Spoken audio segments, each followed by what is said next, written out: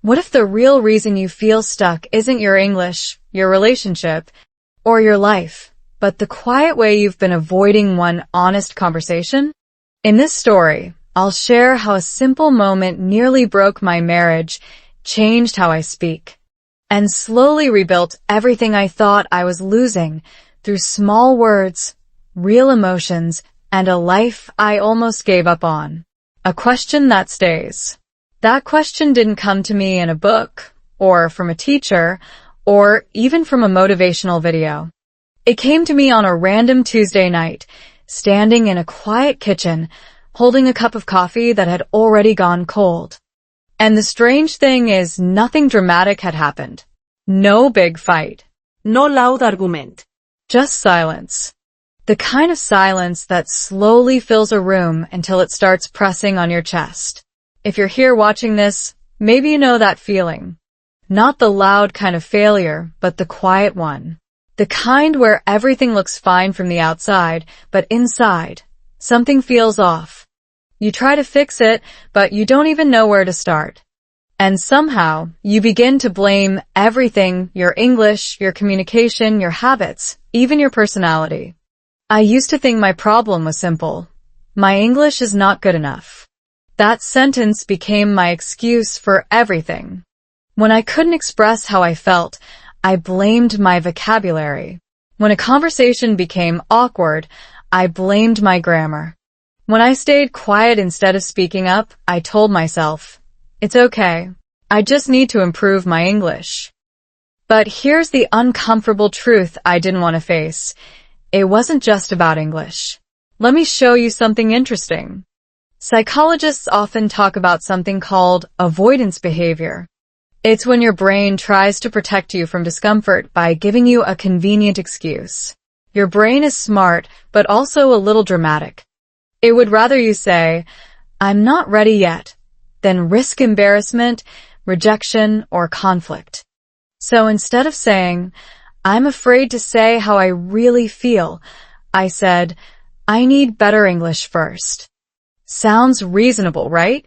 It even sounds productive, like you're working on self-improvement. But in reality, it's just a very polite way of hiding. And that's where my story really begins. My life, at that time, looked stable. I had a routine. I had responsibilities.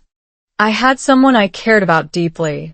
From the outside, it was the kind of life people describe as doing okay. Not perfect, but fine. Comfortable enough that no one would question it. But comfort can be tricky. Because comfort doesn't mean connection. I remember sitting across from the person I loved, listening to them talk, and realizing something strange. I understood the words. Not every word perfectly, but enough. Enough to follow the conversation. Enough to respond. But I wasn't really there. Have you ever had a conversation where you're physically present, but mentally somewhere else? Your brain is busy translating, analyzing, worrying about the next sentence. And by the time you're ready to speak, the moment is already gone. That was me. Every single day. And over time, those small missed moments start to add up. Not in a dramatic explosion, but in tiny cracks. A delayed response here. A misunderstood tone there. A feeling left unspoken. A joke that didn't land. A question that never got asked. It's like trying to build a relationship with slightly broken tools. You can still build something, but it takes more effort, more patience, and a lot more awareness. And here's the part no one tells you. It's not just about language. It's about courage. Because even if your English were perfect, you would still have to choose to speak honestly. You would still have to risk being misunderstood. You would still have to say things that feel uncomfortable. Language is just the tool. The real challenge is using it. That night in the kitchen, I realized something I had been avoiding for a long time. It wasn't that I didn't know enough words. It was that I wasn't using the simple words I already had. Think about it. You don't need advanced vocabulary to say, I feel tired.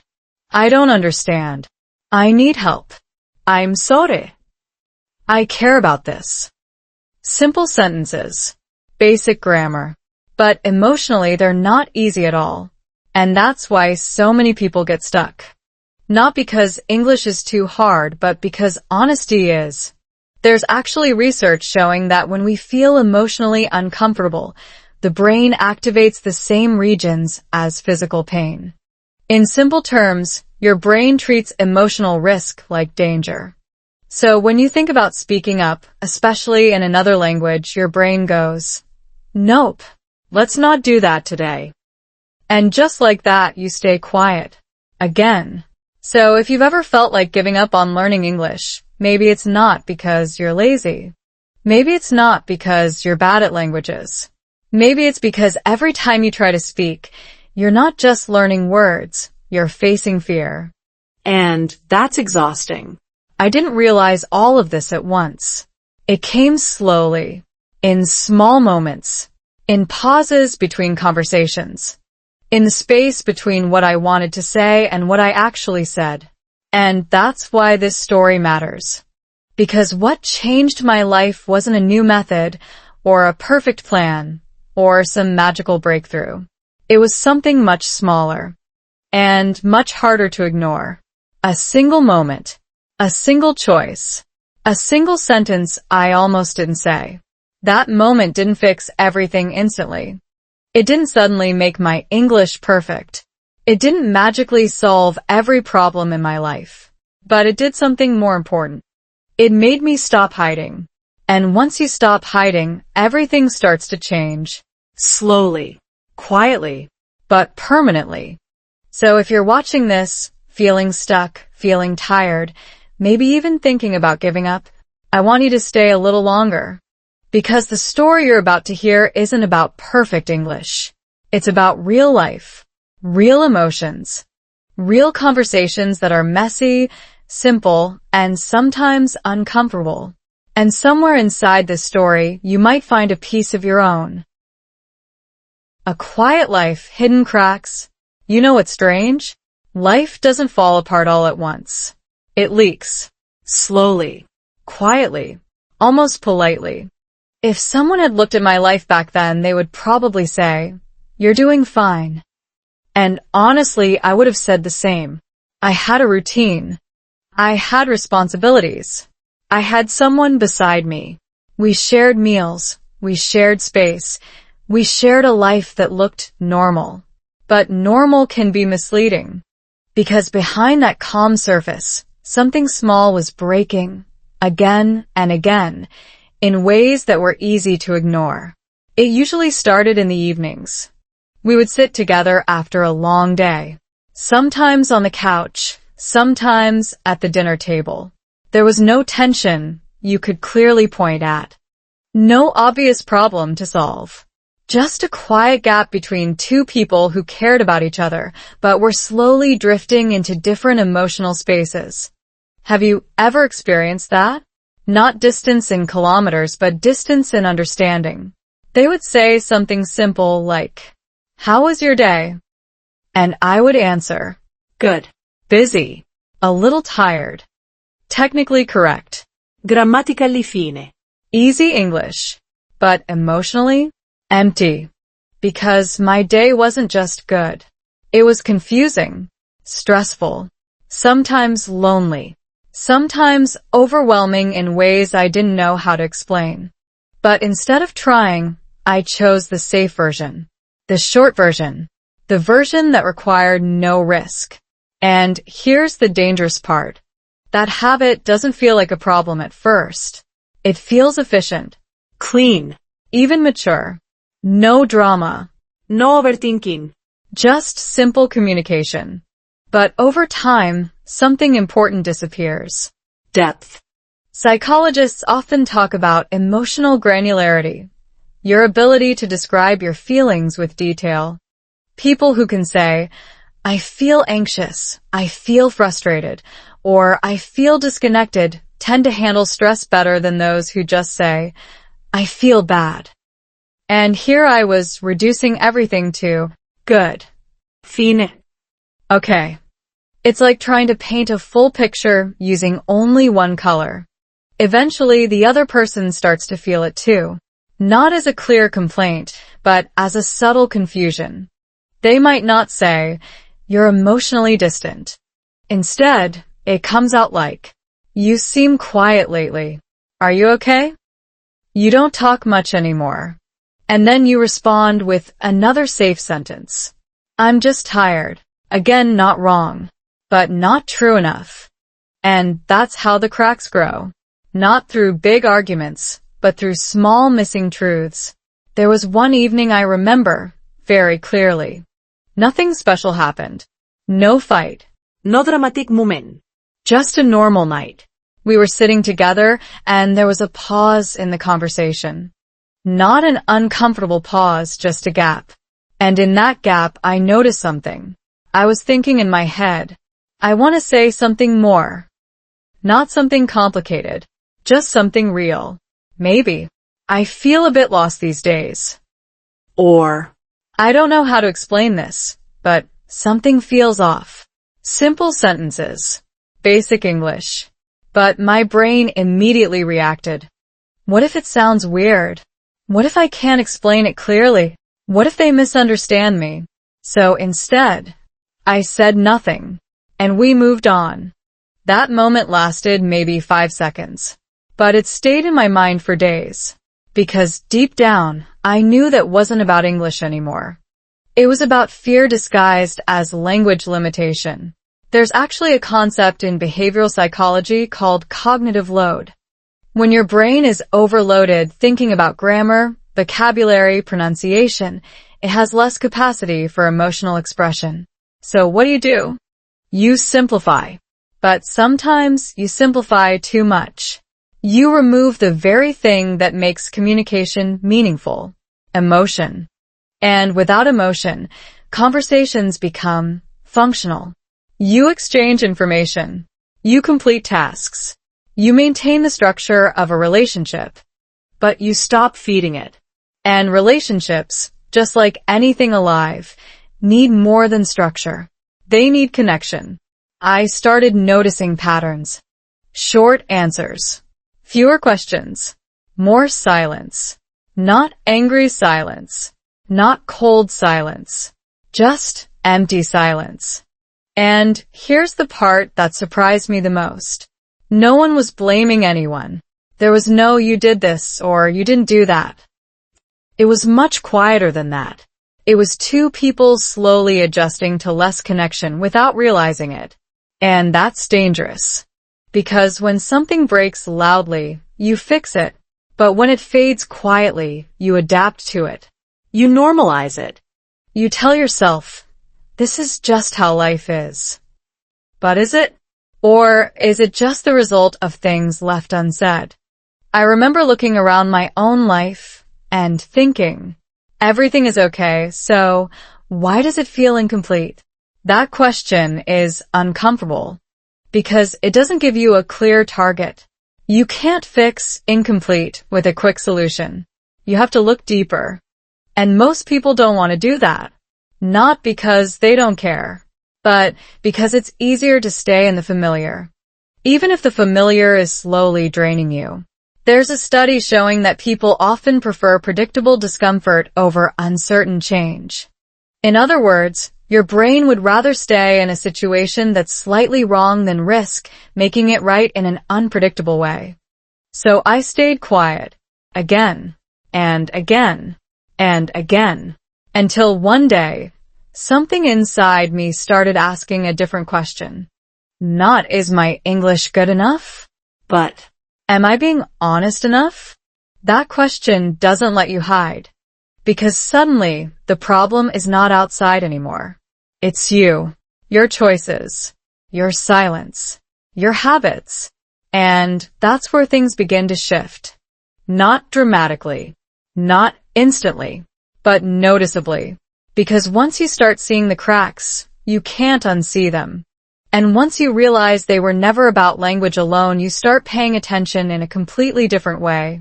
That quiet life I thought was stable, it wasn't breaking. It was waiting. Waiting for one honest moment. Waiting for one small risk. waiting for one sentence that was real enough to change the direction of everything. And I didn't know it yet, but that moment was closer than I thought. Much closer. The day everything felt heavy. There's a specific kind of day that doesn't look dangerous but quietly changes everything. It doesn't start with bad news. It doesn't come with a warning. In fact, it often begins like any other day, routine, predictable, almost forgettable. And that's exactly why it's so powerful, because you don't see it coming. That day for me started with something small. I woke up already tired. Not physically tired, my body was fine. It was that strange mental heaviness, like your thoughts are moving through fog. You know you have things to do. You know life is moving forward. But inside, there's this quiet resistance, like your mind is dragging itself through the day. Have you ever felt that? You're not sad enough to cry. Not stressed enough to panic. Just heavy. And the problem with that feeling is that it doesn't demand attention. It doesn't force you to stop. So you keep going. I went through my usual routine. Simple tasks. Normal conversations. Basic English exchanges that didn't require much thinking. Good morning. Have a nice day. See you later. Everything was smooth, Easy. efficient, and completely empty.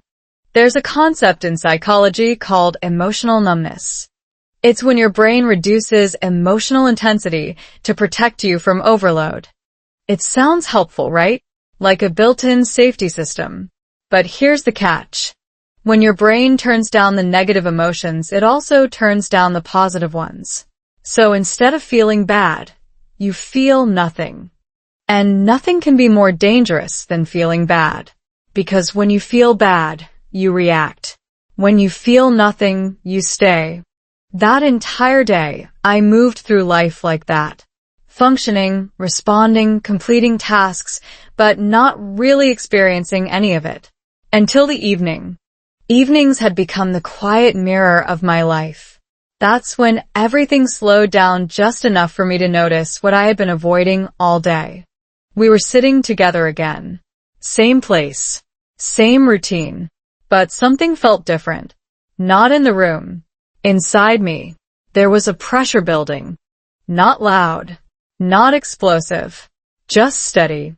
Like a question that had been waiting too long. And then it happened. A simple moment.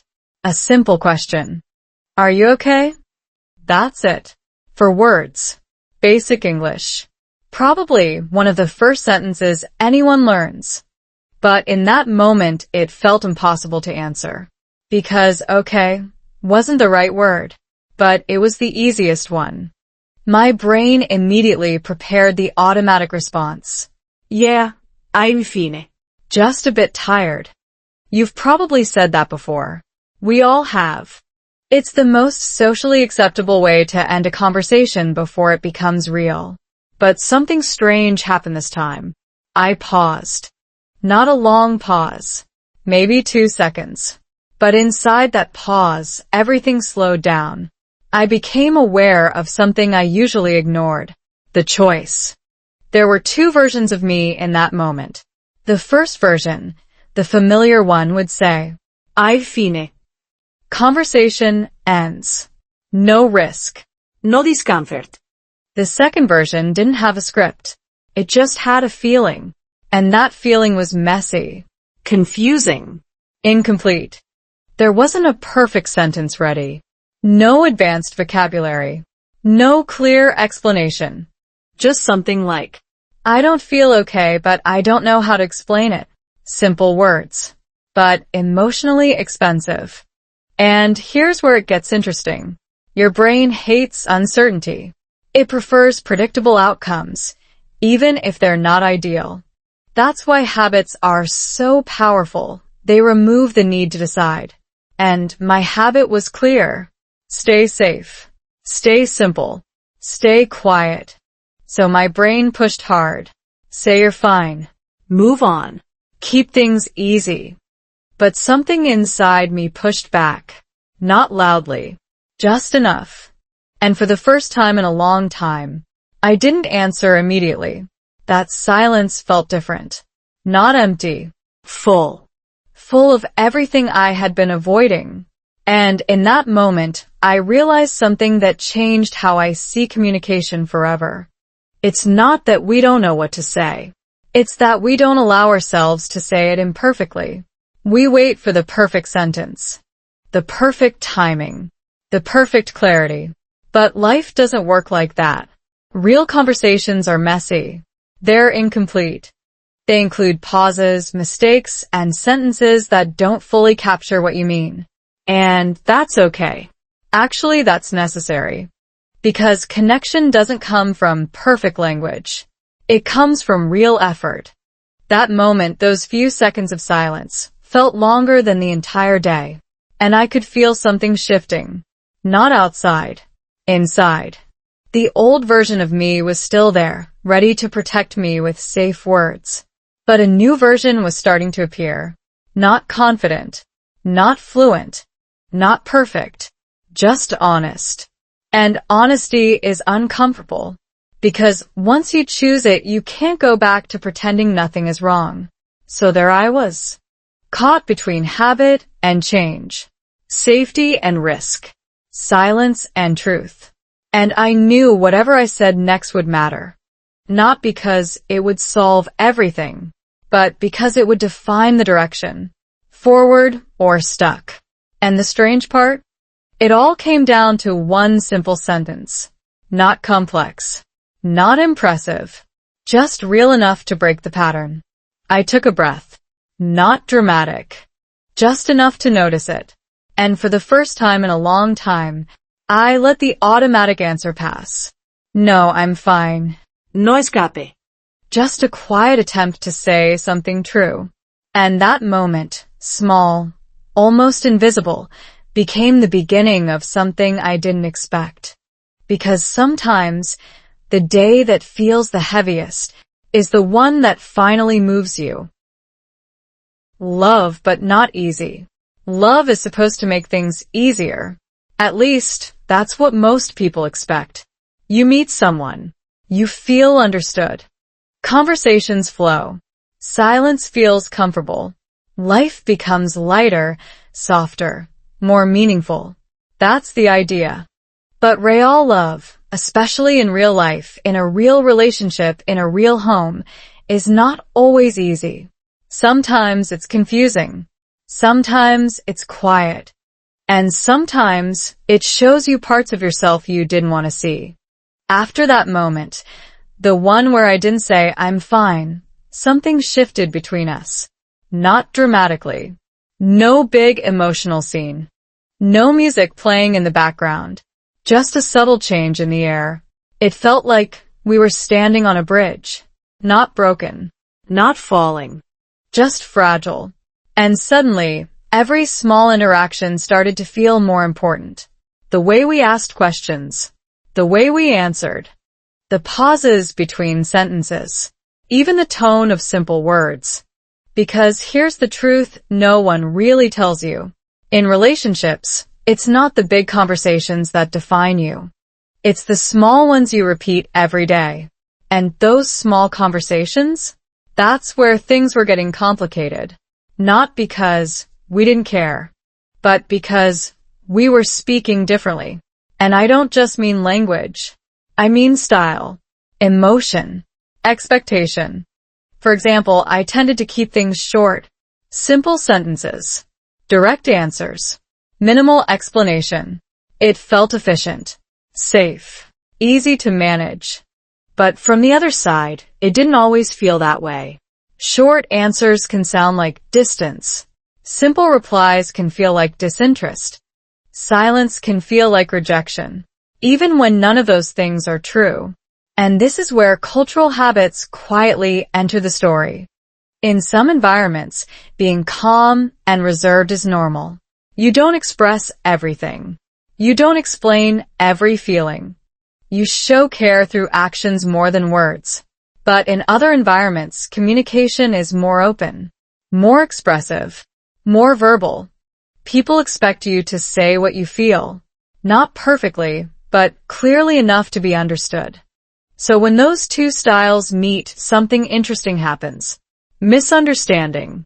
Not because anyone is wrong, but because both people are translating not just language but meaning.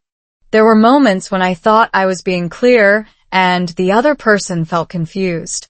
Moments when I believed I was calm and they felt I was distant. Moments when I stayed quiet to avoid conflict, and that silence created more tension than any argument would have.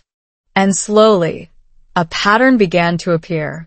Not loud enough to notice immediately, but consistent enough to matter. A question would be asked. I would answer simply. The conversation would end quickly, and something would feel unfinished. Have you ever walked away from a conversation thinking, that didn't feel complete? That's not a language problem. That's a connection problem. There's actually research showing that relationships rely heavily on something called emotional responsiveness. It means not just hearing words, but responding in a way that shows understanding, interest, and care. And here's the challenge. Emotional responsiveness requires more than correct grammar. It requires presence. It requires effort. It requires you to go one step beyond the easiest answer. Instead of, it was okay. You say, it was okay, but I felt a bit stressed. Just one extra sentence. But it changes everything. At that time, I wasn't doing that. Not because I didn't want to, but because I was still stuck in that old belief. Keep it simple.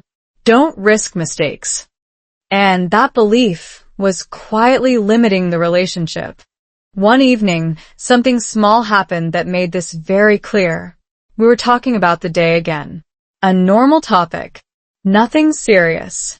I gave my usual short answers.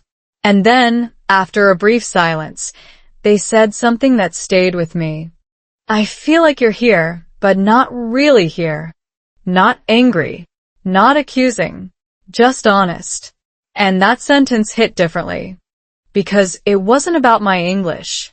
It wasn't about grammar or vocabulary. It was about presence. About connection. About whether I was actually showing up in the relationship or just passing through it. And for a moment, I wanted to defend myself. To explain. To say, no, that's not true. I'm just tired. I'm just busy. But deep down, I knew there was some truth in it. Not the whole truth, but enough. And that's the uncomfortable part about love. It reflects you, not the version you show to the world, but the version you avoid looking at. And in that reflection, I saw something clearly. I wasn't fully there. Not because I didn't care, but because I was holding back. Holding back words. Holding back emotions. Holding back honesty in the name of safety. And here's the twist. That safety was slowly creating distance. Because love doesn't grow in perfect sentences. It grows in real ones. Even imperfect ones. Even slightly awkward ones. Even sentences that don't come out exactly right. Especially those. That night, after hearing that sentence, you're here, but not really here, I didn't respond immediately. Not because I didn't know what to say, but because, for once, I didn't want to use the easy answer. I wanted to understand what was really happening. And more importantly, I wanted to change it. Not overnight. Not perfectly. But intentionally. Because I was starting to see something important. This wasn't just about improving communication. It was about choosing to be present. Choosing to engage. Choosing to risk saying something real instead of something safe. And that choice, it sounds small, almost invisible. But in relationships, small choices, repeated daily, create big outcomes. That was the moment I realized. Love was still there. Strong. Real. Worth fighting for. But it needed something from me. Not perfect English. Not perfect explanations. Just a little more honesty. A little more effort. A little more courage to stay in the conversation, even when it felt uncomfortable. Because love is not always easy, but it is always worth understanding. And I was finally ready to learn, not just the language, but the way we truly connect. Words I couldn't say. Have you ever had a sentence in your head that felt so clear until you tried to say it out loud? And then suddenly, everything disappeared. The words got stuck. The meaning became blurry. And what came out wasn't even close to what you actually felt. That was my reality for a long time. Not because I didn't think deeply. Not because I didn't care. But because there was a gap, a quiet, frustrating gap between what I felt inside and what I could express outside. And that gap started to shape everything. Especially the important conversations. You see, small talk is easy. How are you? I'm good. What did you do today? Just work. Nothing special. These sentences don't require much. They don't demand vulnerability. They don't carry emotional weight. But real life, real relationships, they live in a different kind of language. A language where you say things like, I feel misunderstood. I need more support. I'm trying, but I don't know if it's enough. And those sentences are not easy, not because the grammar is difficult, but because they require honesty. And honesty, especially in another language, feels like standing on a stage without a script. There was one moment that stayed with me. It wasn't a big argument. No raised voices. No dramatic scene. Just a conversation that slowly became heavier. We were talking about something small at first. A plan, a decision, something practical. But underneath that topic, there was something deeper. A feeling, and I could sense it in the tone, in the pauses, in the way the conversation kept circling without really moving forward. At some point, I knew I needed to say something important. Not to win the conversation, but to make it real. I wanted to say, I feel like I'm not expressing myself well, but I care about this. Simple, right? Basic words. Clear meaning. But in that moment, it didn't feel simple. My brain started doing what it always did. Searching for better words. Safer words. More correct words. What's the right way to say this? What if I make a mistake? What if it sounds strange? And while my brain was busy searching, the moment passed. Again. Instead of saying what I felt, I said something smaller. Something safer. Something like, it's okay. We can decide later. And just like that, the real conversation disappeared. Have you ever done that? Replaced a meaningful sentence with a convenient one? It feels harmless in the moment, even responsible. You avoid conflict. You keep things calm. You protect the atmosphere. But here's what I didn't realize back then. Every time I did that, I was training myself to stay silent in the moments that mattered most. There's a concept in neuroscience called neural pathways. The more you repeat a behavior, the stronger that pathway becomes. So, every time I chose the safe sentence over the honest one, I was making it easier to do it again. And harder to change. That's how habits are built.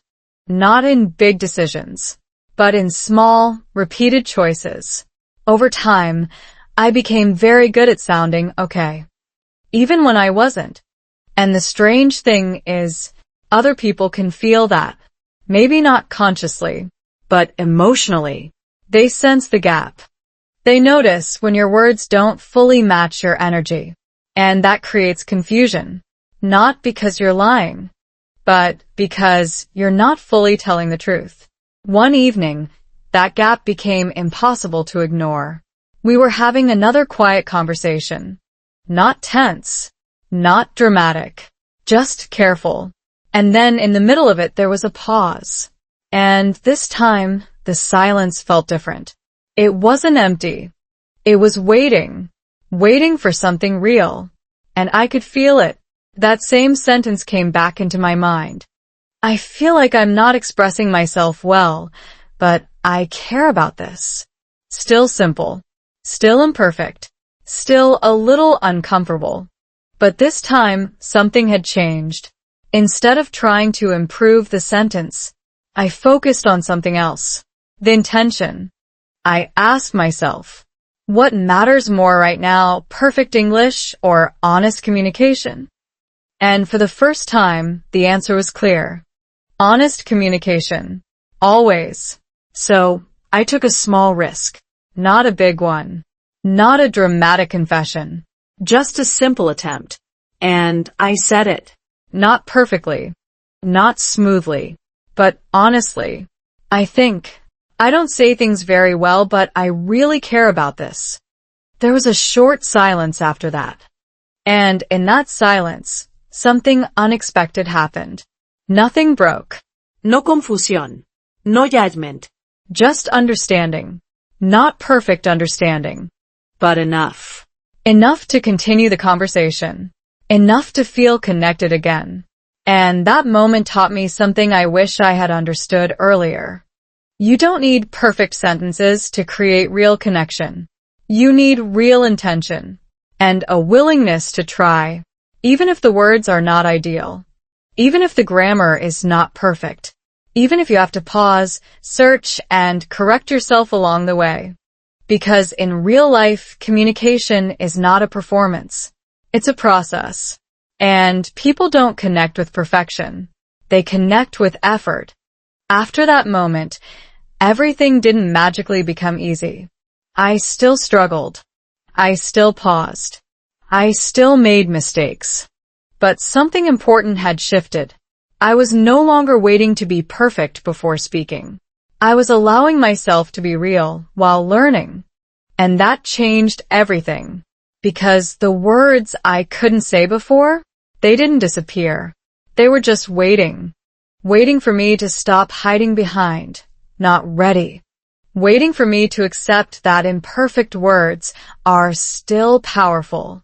And once I understood that, I realized something surprising. The problem was never that I didn't have enough English. It was that I didn't trust the English I already had. And trust? That's not built through study alone. It's built through use. Through small risks. Through moments where you choose connection over perfection. That's where real progress happens. Not in silence, but in trying. And that was the beginning of a new way of speaking. Not better. Not more advanced. Just more honest. A small change in how I speak. Most people think change has to feel big to matter. A new plan. A new system. A complete transformation. But in real life, especially in relationships, especially in communication, change often starts in a way that feels almost too small to notice. That's exactly what happened to me. After that moment, when I finally said something honest, even imperfectly, I didn't suddenly become confident. I didn't wake up the next day speaking fluently, expressing emotions clearly, and having deep conversations without effort. No. The next day looked almost the same. Same routine. Same environment. Same conversations. But there was one small difference. I was paying attention. Not to my grammar. Not to my vocabulary. But to one simple question. Am I choosing the easy sentence or the honest one? That question followed me everywhere. At first, it was uncomfortable. Because once you become aware of your patterns, you start seeing them constantly. You notice how often you say, "It's okay. It's fine. Nothing." And you realize those words are not always true. They're just convenient. There's a principle in psychology called microbehaviors. These are tiny actions, often so small you don't think they matter, but repeated over time, they shape your habits, your relationships, and even your identity. And I started to experiment with one microbehavior, adding just one more sentence. That's it. Not longer conversations. Not perfect explanations. Just one more sentence than usual. Instead of, I'm tired. I tried. I'm tired. I think today was a bit stressful. Instead of, it's okay, I said, it's okay, but I feel a little confused. Small additions. Simple words. But they changed the tone completely. Because suddenly, I wasn't just answering. I was sharing. And sharing, even at a basic level, creates connection. At first, it felt awkward. Not because the sentences were difficult, but because I wasn't used to being that open. My brain still resisted. This is unnecessary. This might sound weird. Just keep it simple. But I kept going. Not perfectly. Just consistently. And something interesting started to happen. The conversations didn't become longer. They became deeper. There's a difference. You can talk for a long time without saying anything meaningful. But you can also say 1 or 2 honest sentences and completely change the direction of a conversation. And that's what I began to notice. When I added just a little more truth, the response changed. Not dramatically, but noticeably. The other person became more engaged, more curious, more open, and that created a new kind of rhythm. Instead of short, closed conversations, we started having small, open ones. Not perfect. Not always smooth, but real. And that's where something unexpected happened. I started to feel more present. Not because my English improved overnight, but because I was actually using it with intention. There's a concept in language learning called active use. It means you don't just understand the language. You use it to express your own thoughts, your own emotions, your own experiences. And that's when learning becomes real. Before, I was using English to survive conversations. Now I was starting to use it to build them. That shift is subtle, but powerful. Because when you stop thinking of language as a test and start seeing it as a tool, everything changes. One evening, I noticed this shift very clearly. We were talking again, nothing serious, just a normal conversation about the day. And at some point, I said something slightly different. I think I didn't handle that situation very well today. Simple sentence. Not perfect, but honest. And instead of the conversation ending there, it opened up. We talked about it. Not deeply. Not emotionally intense. Just naturally. And for the first time in a long time, I didn't feel like I was trying to keep up. I felt like I was part of the conversation. Fully. That feeling is hard to describe. It's not excitement. It's not relief. It's something quieter. Something more stable. It's the feeling of belonging in your own life. And that came from something incredibly small. 1 extra sentence. That's all. No complicated method.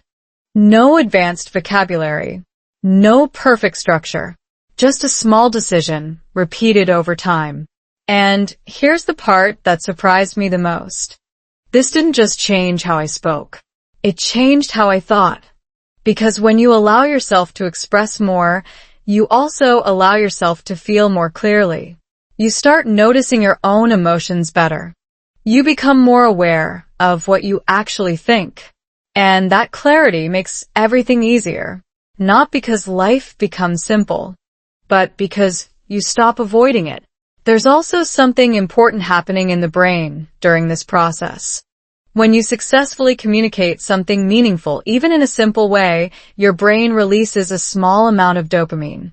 It's like a reward signal that says, that worked. Do it again. And that's how confidence is built. Not from perfection, but from small successes. From moments where you try, and it works just enough to continue. So instead of waiting to feel confident before speaking, you speak a little more honestly, and confidence follows. That's the real order. And it's completely different from what most people believe. Looking back, I didn't need a complete transformation.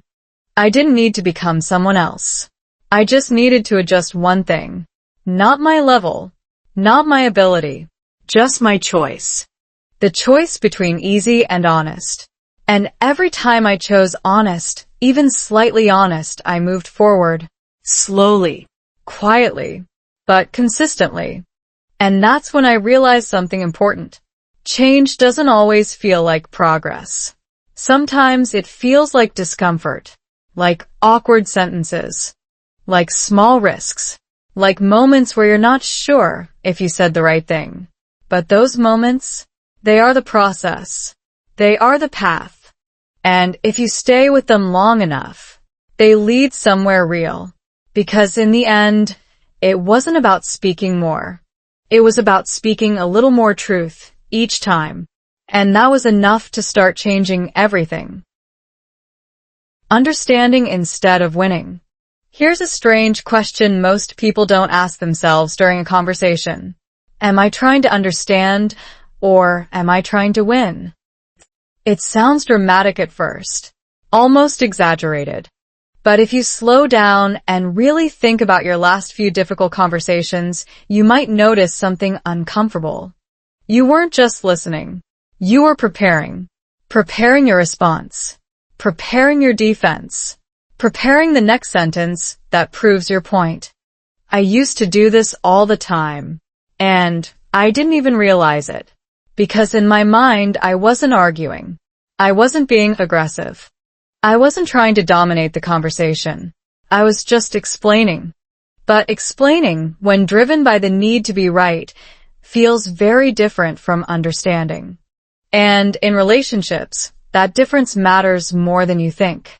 After I started making those small changes in how I speak, adding one more sentence, being slightly more honest, I noticed something else. The conversations were improving, but sometimes they still felt tense. Not always. Not obviously. But there were moments when the energy shifted. A simple topic would slowly become sensitive. Not because of the topic itself, but because of how we responded to each other. Let me show you what I mean. Imagine someone says, "I feel like you don't really listen to me." That sentence doesn't feel neutral. It feels personal. It feels like criticism. And your brain reacts immediately. Not calmly. Not logically. Emotionally. There's actually a psychological concept called the threat response. When your brain detects something that feels like criticism or rejection, it activates a defensive mode, similar to a survival reaction. Your heart rate increases slightly. Your attention narrows. And most importantly, you stop listening fully. Because now your goal has changed. From understanding to protecting. And that's exactly what happened to me. There was one conversation I remember very clearly. It started simple. But at some point I heard a sentence that triggered that reaction. "I feel like you're not really listening." And immediately my brain went, "That's not true. You don't listen. You just don't see it." All of that happened in seconds. Before I even responded out loud, I had already built my defense. And when I spoke, my tone changed slightly. Not aggressive, but firm. A little tight. A little controlled. "I am listening. Maybe you just don't notice it." Technically, that sentence makes sense. Grammatically correct. Clear. But emotionally, it closes the door. Because instead of acknowledging the feeling, I challenged it. And that's the moment conversations start to shift from connection to competition. Not a loud competition, but a subtle one. Who is right? Who is more accurate? Who explains better? And here's the problem. In relationships, winning the argument often means losing the connection. That realization didn't come to me immediately. It came after many small moments like that. Moments where the conversation ended, but something felt unresolved. Moments where both of us were quiet, not because everything was okay, but because continuing felt too heavy. And I started asking myself a different question. Not, was I right? But, did I understand? Those two questions lead to completely different outcomes. Because being right focuses on facts. Understanding focuses on feelings. And feelings don't follow logic. You can't argue someone out of how they feel. You can't correct it like a grammar mistake. You can only acknowledge it. That's where I had to learn something new. Not a new vocabulary. Not a new grammar rule. But a new habit. Listening without preparing a response. That sounds simple. But it's not easy. Because your brain wants to jump in. It wants to fix, explain, correct. It wants to be useful. But sometimes, being useful means being quiet for a moment longer. There's a technique in communication psychology called active listening. It means you don't just hear the words. You reflect them back in a way that shows you understand. Not perfectly, just sincerely. So instead of saying, "That's not true," I started trying something different. Something like, "I think I understand. You feel like I'm not really listening, right?" Simple sentence.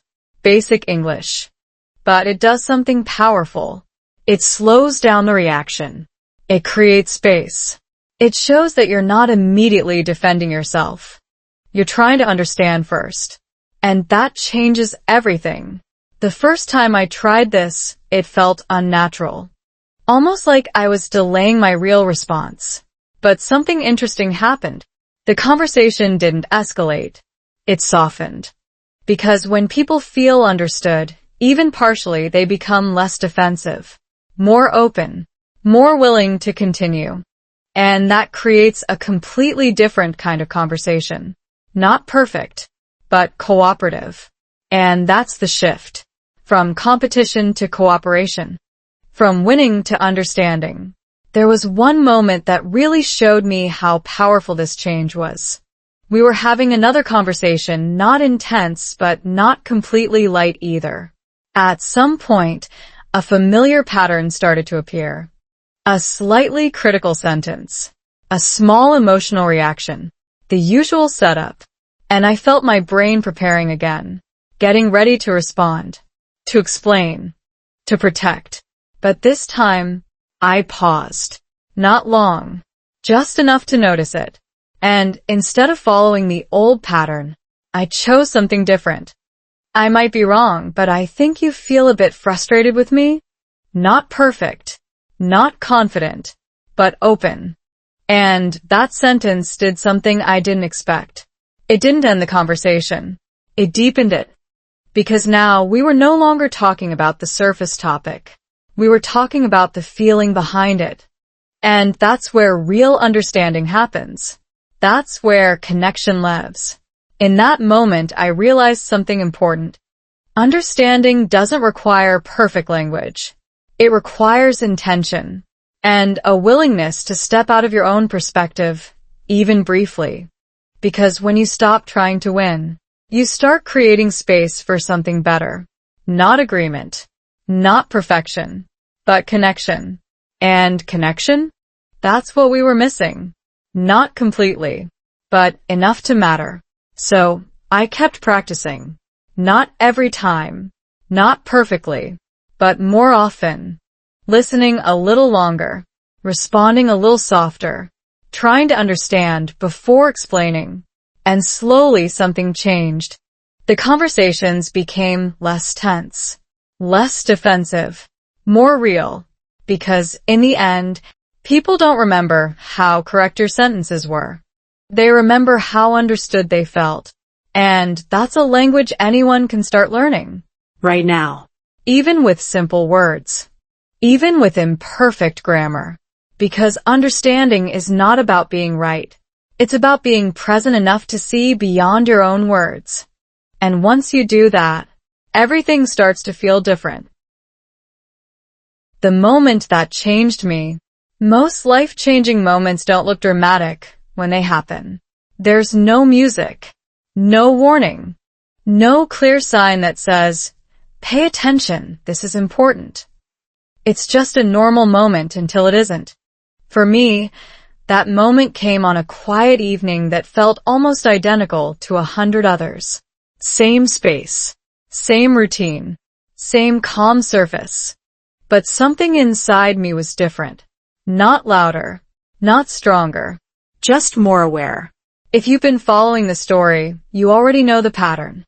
Short answers, careful conversations, small efforts to improve, tiny changes that slowly made things better. And they did help. But deep down, there was still something unresolved. Something I hadn't fully faced yet.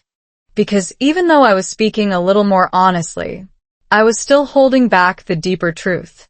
The kind of truth that doesn't come out in one sentence. The kind that feels risky even in your own thoughts. That evening, we were talking again. Nothing serious at first. Just a normal conversation about the day, small plans, everyday things. But then, the conversation slowed. Not suddenly. Gradually. Like both of us could feel something underneath the words. And then came a pause. Not uncomfortable. Not empty. Just open. And in that open space, I felt it again. That familiar pressure. The one that says, "There's something you need to say." But this time it was different. Because the sentence waiting in my mind was not simple. It wasn't, "I'm tired." Or, "I feel stressed." It was something deeper. Something less clear. something like, "I feel like I'm not fully myself lately, and I don't know how to fix it." Not perfect. Not easy. Not even completely structured. But real. And that's why it felt heavy. Because saying that out loud changes things. It moves the conversation from safe territory into something uncertain. And uncertainty is where most people stop. There's a psychological concept called emotional exposure. It's the act of revealing something personal that could be misunderstood, rejected, or simply not received the way you hope. And your brain? It hates that. It prefers control, clarity, predictable outcomes. So it starts negotiating with you. Maybe this is too much. Maybe now is not the right time. Maybe just keep it simple. And for a moment, I almost listened. I almost went back to the familiar pattern. A short answer. A safe sentence. A quiet escape. But something stopped me. Not confidence.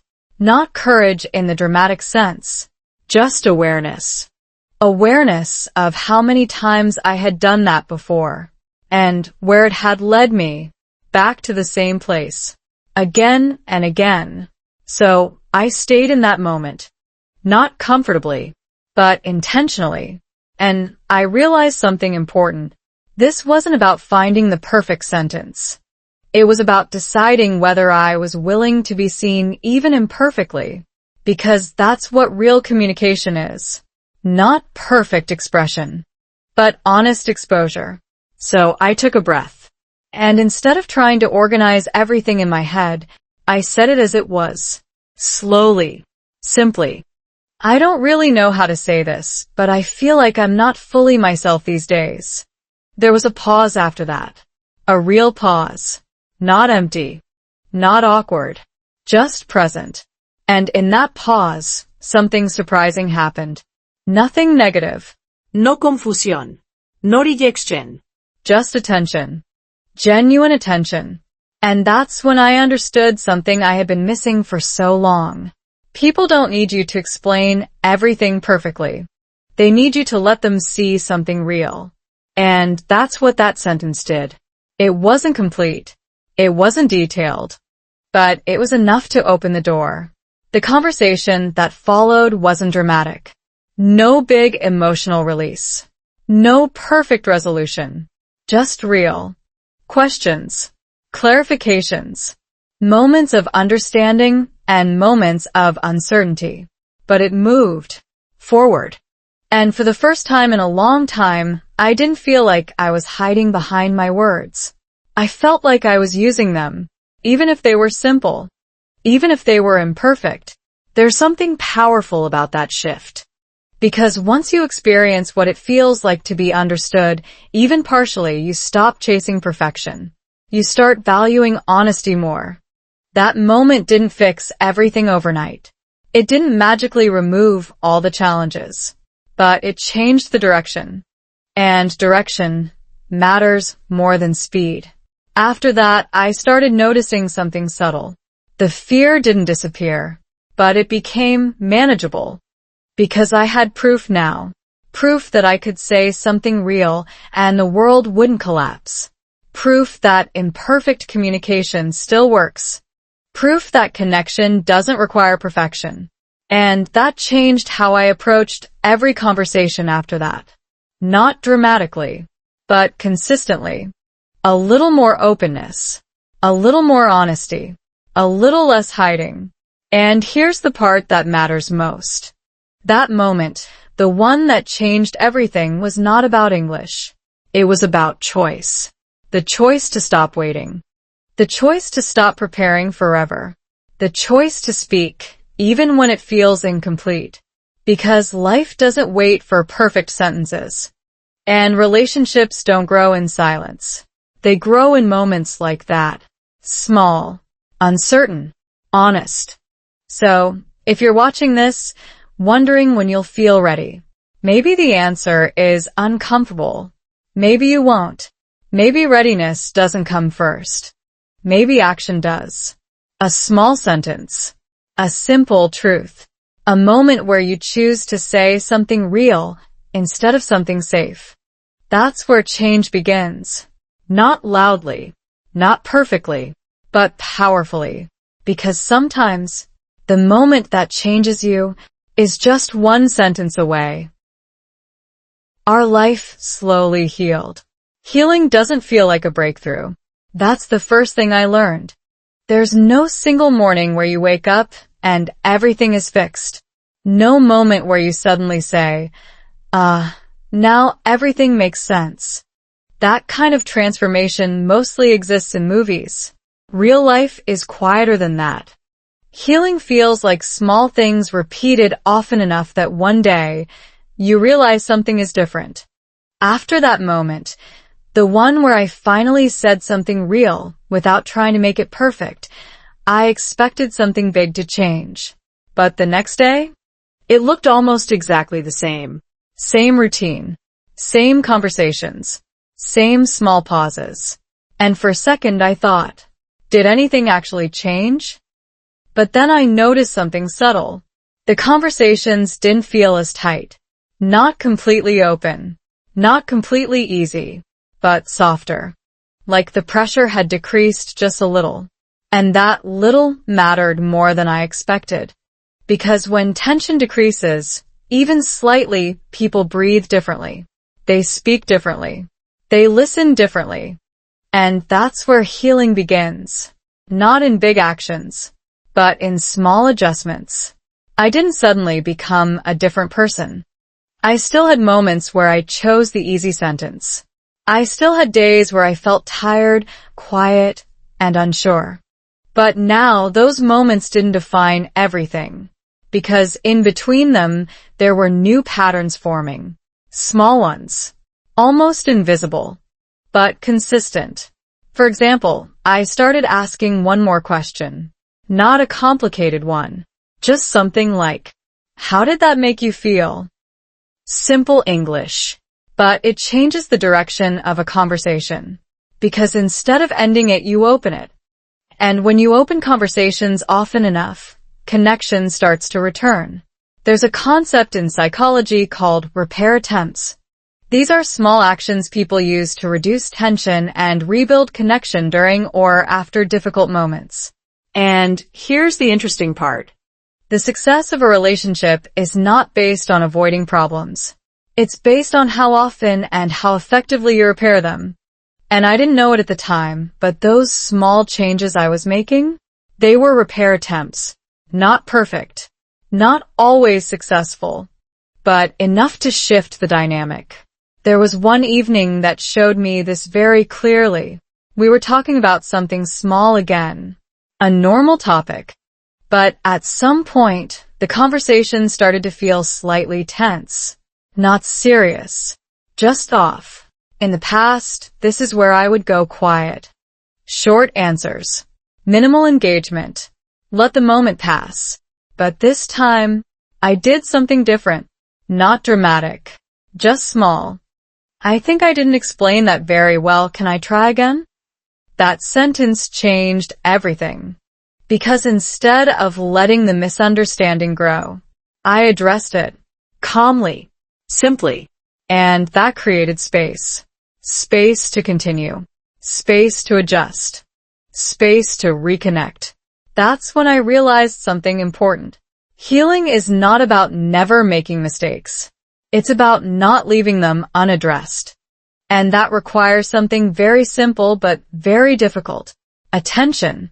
You have to notice the moment, the shift in tone, the slight tension, the pause that feels different. And instead of ignoring it, you respond.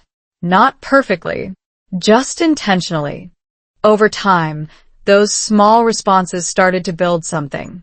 Not excitement, not intensity, something more stable. Trust. Not the big, dramatic kind. The quiet kind. The kind that grows when people feel safe to be imperfect and still be understood. And that changed how our life felt. Not louder. Not more exciting. Just lighter. Like something heavy had been slowly removed. Piece by piece.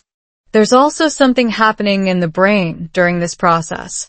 When people experience repeated positive interactions, small moments of understanding, small successful conversations, the brain starts to reduce its defensive responses. In simple terms, it stops expecting conflict. And when that happens, communication becomes easier, more natural, less forced. And that's exactly what I started to feel. Conversations didn't require as much effort. Not because they became perfect, but because they became familiar in a new way. A healthier way. We still had misunderstandings. We still had quiet moments.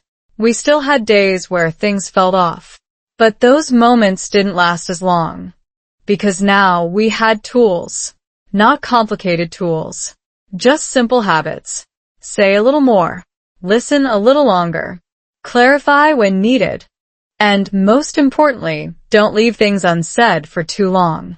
That last one changed everything. Because silence, when it lasts too long, becomes distance. But short silence? That's just space. And space can be healthy. It gives you time to think, time to process, time to return with something more real. That's the difference. And once I understood that, I stopped being afraid of every pause. Not every silence is a problem. Only the ones you never return to. Looking back, I realized something that surprised me. We didn't fix everything. We didn't become perfect communicators. We didn't suddenly understand each other 100% of the time. But we didn't need to. Because what we built was something more realistic. A way to keep moving forward, even when things weren't perfect. And that's what healing actually is. Not perfection. Progress. Slow. Quiet. Consistent progress.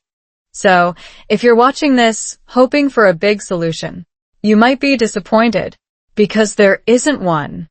But if you're willing to look at the small things, the way you answer, the way you listen, the way you respond to tension, then you'll start to see something change.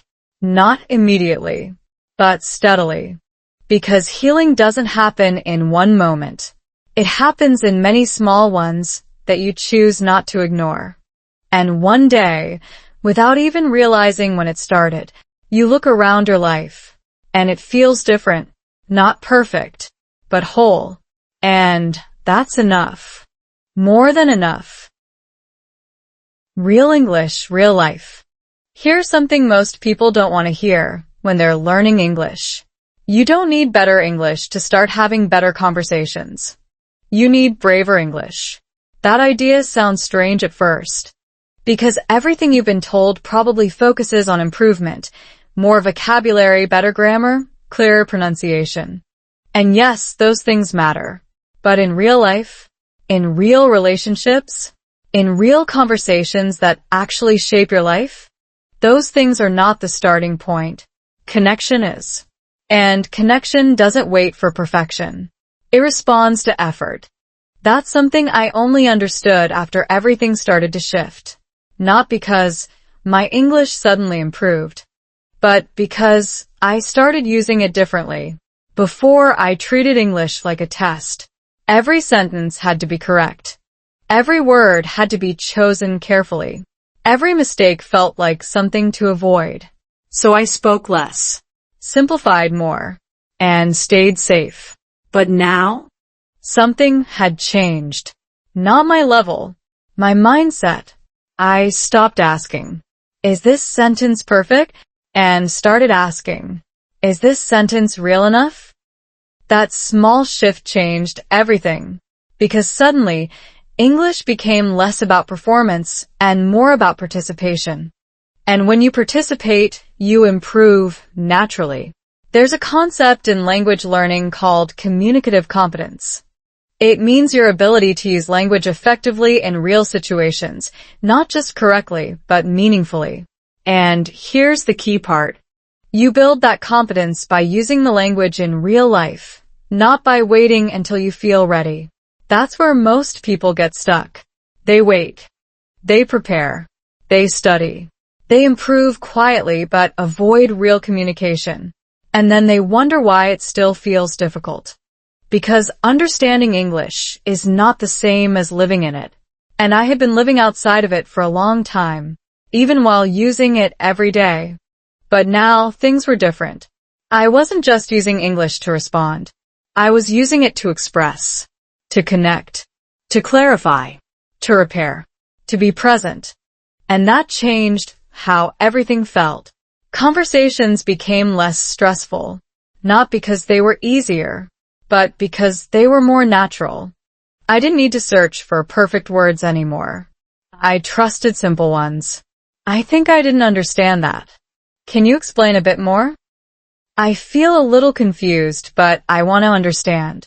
Basic sentences, but powerful, because they keep the conversation alive. That's the real goal. Not to impress, not to sound advanced, but to continue, to stay in the moment, to build something real with the words you have. There was one situation that showed me this very clearly. We were talking about something slightly complicated, not emotionally heavy, but not simple either. In the past, I would have avoided speaking too much. I would listen, nod, agree, and wait for the conversation to end. But this time, I stayed. Not confidently, not perfectly, just intentionally. And when I didn't understand something, I said it. "I'm not sure I fully understand. Can you say it another way?" And instead of feeling embarrassed, I felt involved. Because asking for clarity is not weakness. It's participation. And participation builds connection. That's something many learners don't realize. You don't need to understand everything immediately. You just need to stay engaged. And the more you stay engaged, the more your brain adapts. There's a process called neuroplasticity. It means your brain changes based on how you use it. The more you engage in real communication, the more your brain builds pathways that make it easier over time. So every time you try, even imperfectly, you're training your brain to get better. Not in theory, in reality. That's what happened to me. I didn't suddenly learn English in a new way. I just started using it more honestly. And that honesty created more opportunities, more conversations, more feedback, more understanding. And slowly, without even noticing it day by day, my English improved. Not dramatically, but meaningfully, in a way that actually mattered. Because now I wasn't just forming sentences. I was forming connections. And that's the difference. There's also something else that changed. My fear of mistakes decreased. Not because I stopped making them, but because I saw something important. Mistakes didn't end conversations. Silence did. That realization is powerful because it completely changes your priorities. Instead of trying to avoid mistakes, you try to avoid silence. And that leads to growth. Real growth. The kind that happens in everyday life. In normal conversations. in small moments that don't look important but actually shape everything. So, if you're watching this thinking, I need to improve my English before I can communicate better, let me gently challenge that. What if you started now, with the English you already have? Simple words. Short sentences. Honeste intention. Because that's enough. Enough to start. Enough to connect. Enough to change the direction of your conversations, and maybe even your life. That's what happened to me. Not through a perfect plan. Not through a sudden breakthrough. But through a simple shift. From perfect English to real English. And real English? It's not impressive. It's not flawless. But it works. In real life. And that's what matters most. Because, at the end of the day, language is not something you master. It's something you use. And the more real you make it, the more it gives back to you. A different kind of happiness. Most people think happiness is something you feel when everything is finally right. When communication is easy. When relationships are smooth. When life makes sense. But what if that version of happiness is too far away to be useful? What if real happiness, the kind that actually stays, is something much quieter? Something you don't notice at first. Something that grows while things are still imperfect. That's what I started to discover. Not in a big moment. Not in a celebration. But in the middle of ordinary days that used to feel heavy and now felt just a little lighter.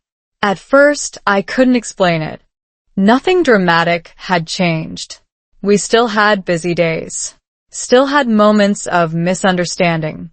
Still had conversations that didn't go perfectly. But something felt different. The tension wasn't constant anymore. The silence wasn't empty.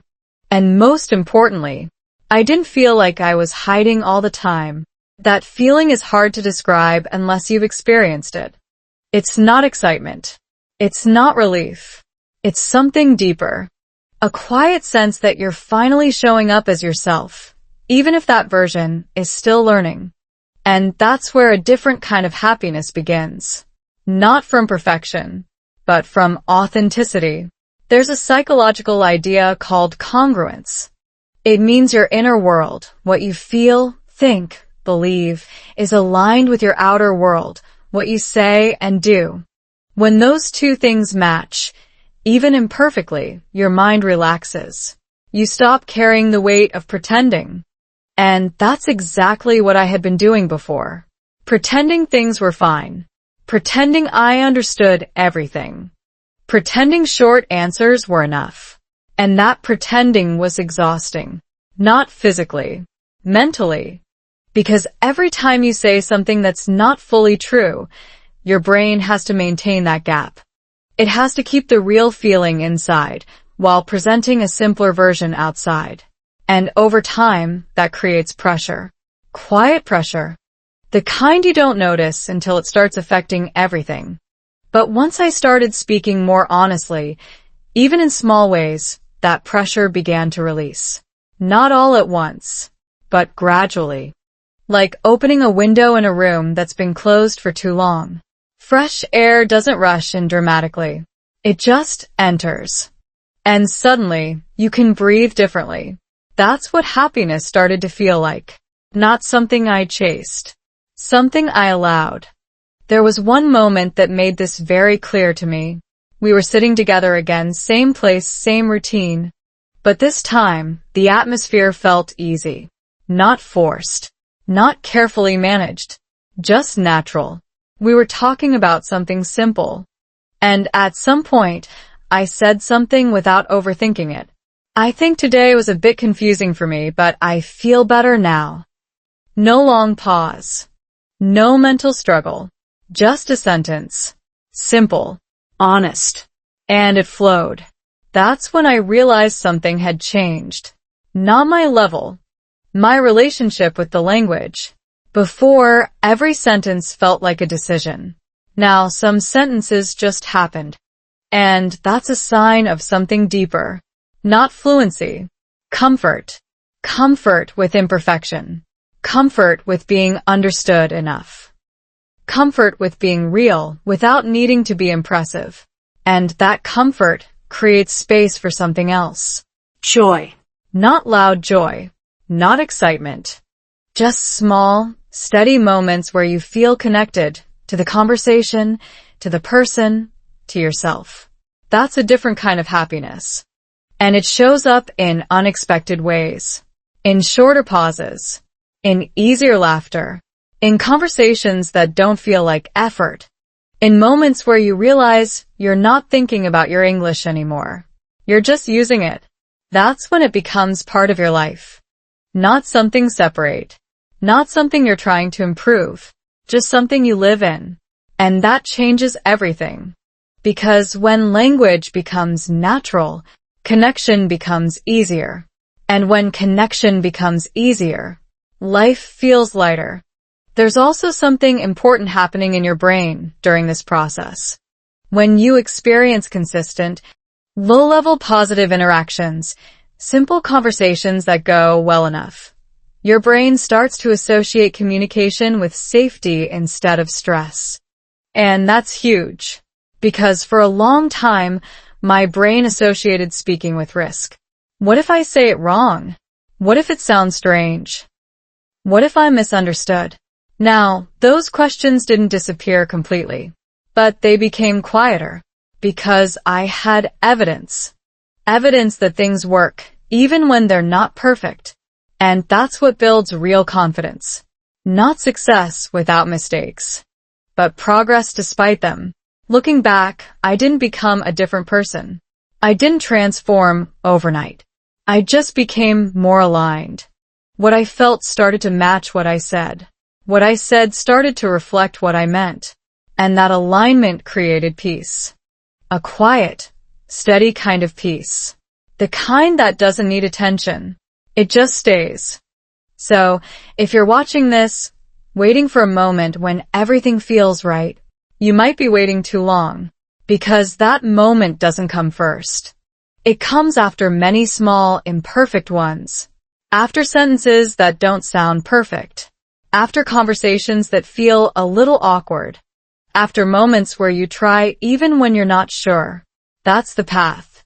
Not dramatic. Not fast. But real. And along that path, something surprising happens. You stop chasing a perfect version of yourself. And you start appreciating the version that's already growing.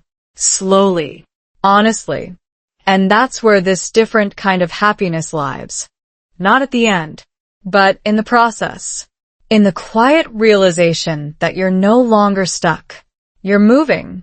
And that is enough. More than enough. Could this change you too?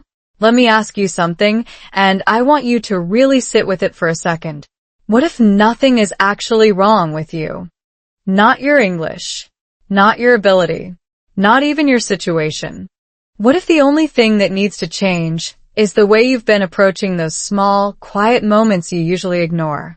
Because if you've stayed with me through the story, you've probably noticed something.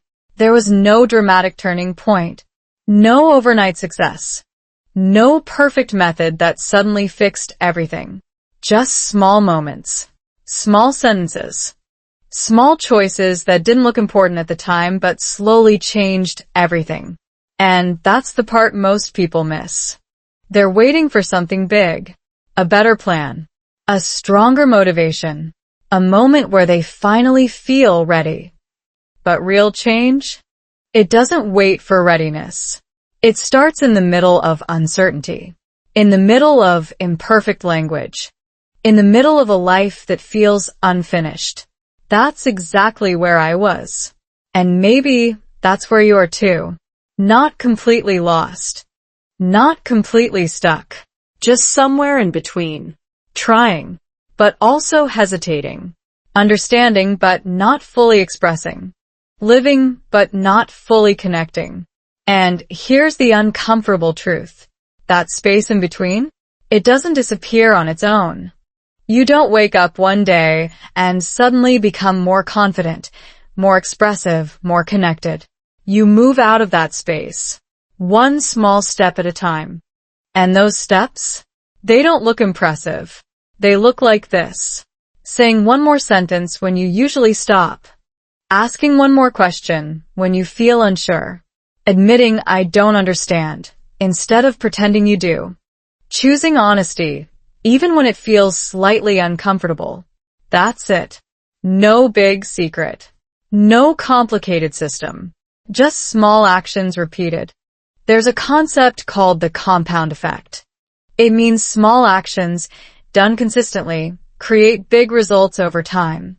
And that's exactly what happened in my life. Not because I changed everything, but because I stopped ignoring the small things, the pauses, the moments of hesitation, the sentences I almost said but didn't. Those are the real turning points, not the big decisions. The small ones you face every day. And once I started paying attention to those moments, everything shifted. Slowly, quietly, but permanently. So now the question is not, can you improve your English? You can. That's obvious. The real question is, are you willing to use the English you already have to create something real? Because that's where change begins. Not in learning more, but in using more. Not in being perfect, but in being present. There's also something important you need to understand. This is not just about language. It never was. It's about how you show up in your own life. Do you stay safe or do you engage? Do you stay quiet or do you try? Do you wait for the perfect moment or do you create a small one right now? Those choices go far beyond English. They shape your relationships, your confidence, your sense of identity. Because every time you choose to express something real, you're reinforcing a new version of yourself. A version that doesn't hide behind not ready.